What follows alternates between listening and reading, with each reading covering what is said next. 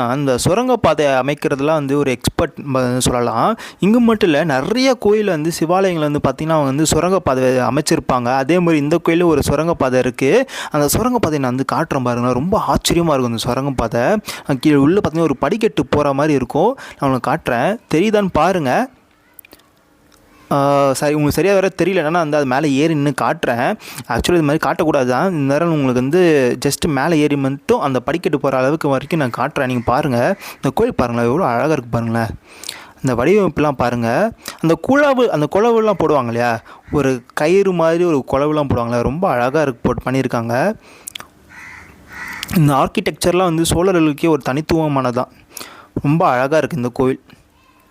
எல்லா மக்களும் கட்டாயம் இதை ஷேர் பண்ணி விடுங்க. பாருங்கள், இதுதான் இந்த சுரங்கப்பாதை உள்ள படிக்கட்டுலாம் போகும். இதுக்குள்ளே தான் போகுது அந்த படிக்கட்டு. நான் காட்டுறேன், மேலே ஏறி நான் காட்டுறேன். நீங்கள் பாருங்கள், கோபுரத்தை பாருங்களேன். அப்பா, பார்த்தீங்களா? நான் சொன்னேன் இல்லையா, இது கண்டிப்பாக இது ரொம்ப பிரம்மாண்டமாக இருக்கும் இந்த கோயில்.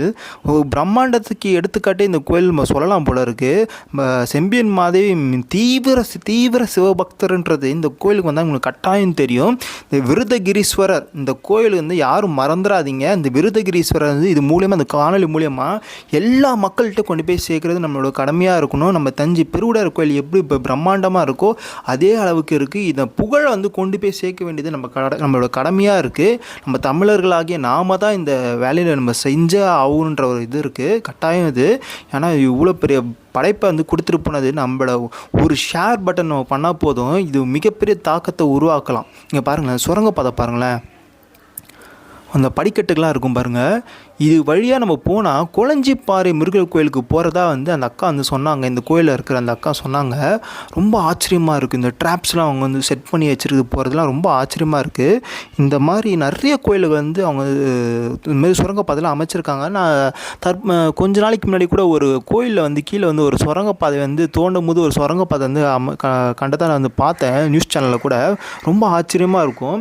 இவங்க எப்பயுமே ஒரு ஆபத்து காலகட்டங்களில் வரும்போது மன்னர்கள் அந்த சுரங்கப்பாதை பயன்படுத்துவதாக இருந்திருக்கு. ஏன்னா அந்த காலத்தில் இப்போ எப்படின்னு சேஃப்டி சொல்லுவோம் இல்லையா, அந்த காலத்தில் ஒரு பாதுகாப்புக்காக மன்னர்கள் சுரங்கப்பாதை பயன்படுத்தினதாகவும் சொல்கிறாங்க. அங்கே பாருங்கள், எவ்வளோ பெரிய பரப்பளவில் கட்டியிருக்காங்க. இது நாங்கள் இந்த கோயிலுக்கு நீங்கள் வந்தீங்கன்னா நீங்கள் சாதாரணமாக ஒரு அரை மணி நேரத்துலலாம் பார்த்துட்டுலாம் போயிட முடியாது. அந்த கோயில் கிட்டத்தட்ட நீங்கள் பொறுமையாக நீங்கள் பார்க்கணுன்னா